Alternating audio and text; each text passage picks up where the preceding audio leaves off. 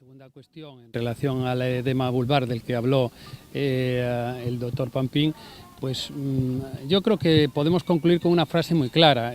Uno de los médicos forenses que hablaba de esto decía que para ellos todo apuntaba en una sola dirección, que había un crimen sexual, ¿no? O sea, eso nadie, ni él mismo lo duda. Otra cuestión son las diferencias técnicas que uno pueda tener a otro. Jamás tendremos el 100% de certidumbre.